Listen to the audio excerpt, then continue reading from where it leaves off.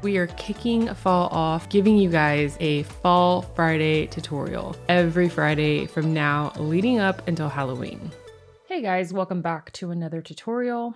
This one's super special to me because I never really get to play with my inks, and in this video I get to play with a lot of inks and techniques that I used to do a lot and I don't get the chance to do anymore.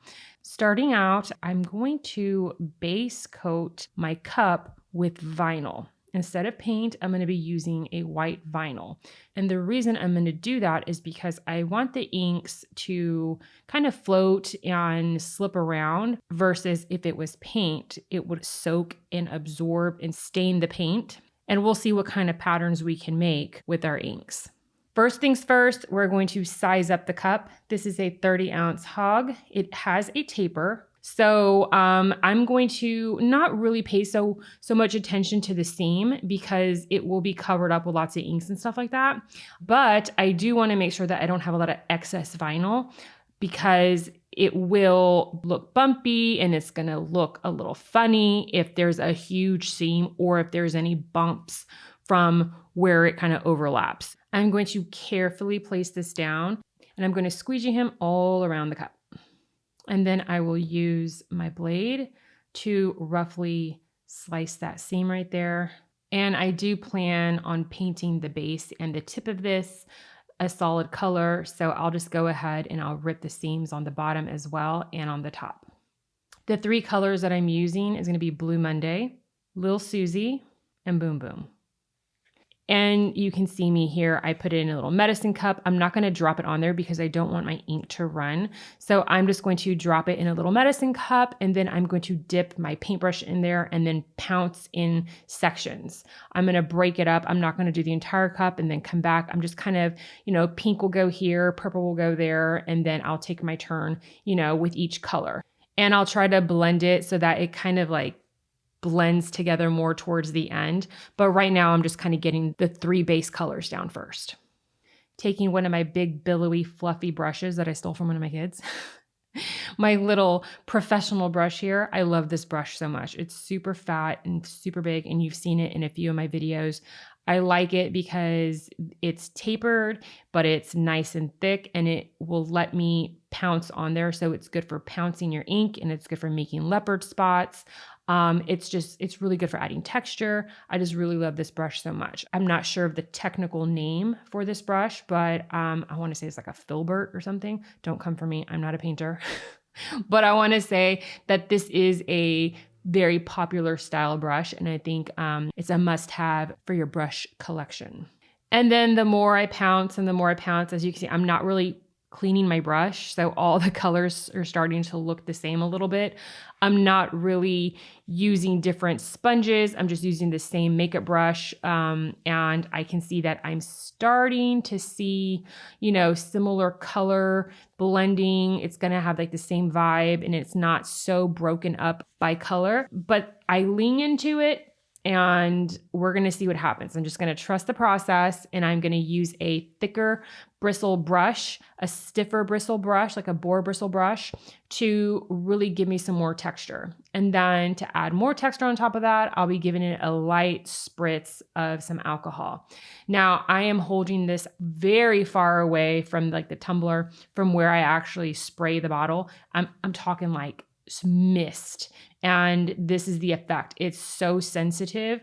It will separate just with the slightest drop of alcohol. So you don't want to douse your tumbler. You want to just slightly and just mist it on there with a tiny little microscopic, droplets, and it will start to pull away and you'll start to see that kind of acid wash pattern.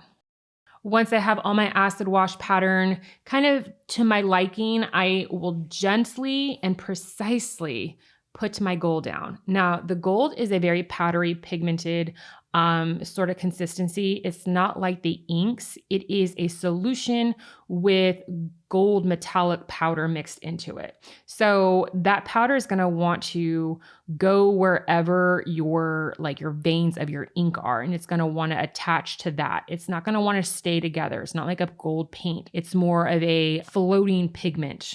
So I'm going to strategically place these in little sections and kind of just slowly let it dry. It dries very fast. Let it dry before it just starts running, okay? And I'm using the paintbrush to kind of speed up that drying process. Once my ink was somewhat dry, but still tacky to the touch, I came in with some gold foil, and I wanted that gold foil to kind of really grab onto those sticky areas.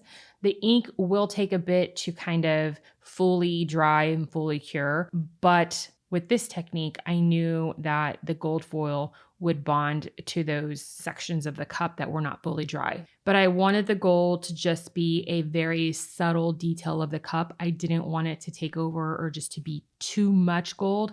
I wanted it just to have like a little bit of veining. So I decided to help it out a little bit more, and I put down some of my glue adhesive, and I let that dry. Again, this is very, very small, very light touches of this. I don't want it to be too globby because I don't want it to really take over the cup. I really wanted that pattern and that wash to look center stage. I didn't want it to be drowned out by all of the gold. So you'll see, I just sparingly put that gold down, and I got that look that I really wanted because I really didn't want to lose that pattern.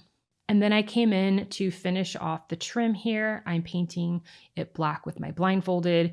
I love this paint so much. If you don't have a bottle of this paint, you need to get it. It lasts forever. And I put it on. This is like the original, the very first bottle of paint. And I still have it. And I use it on everything. This paint is like an ink / paint. It's so thin and it's so opaque, and it's just so, it's packed with so much black that it's going to be your next favorite black. Trust me, you need this black. And like always, of course, I will link all of the materials that I use that are in my store down in the description below. So that way you can quickly click that link and it'll take you right to my site to where you can buy all the things that you need to make this cup yourself. Once I'm done with that, I come back from the garage because I wanted to take this out and seal it before I threw down my vinyl. And the reason I do that is because in case I have to pull the vinyl back up, it's not going to pull some of that gold and it's not going to pull the ink. It's just going to stay nice and preserved with the epoxy. Okay. We're back, and I have my first coat on there. So I carefully looked for the seam and I cut out the bats or the bat bows that were not full. I cut those out and I placed the bats that were full down. Okay. So you'll see where I find the seam, and then you'll see how I kind of notch those half ones out of there and I discard them. So that way the bows that are on here are all full. Okay. Some cup magic for you. And then it's going to be hard to see, especially with this bold pattern on the bottom and this transparent. It's really hard to see which is the top and which is the bottom and where the seam is. So just carefully and lightly notch those out so that way you don't have any bats stacked on top of each other.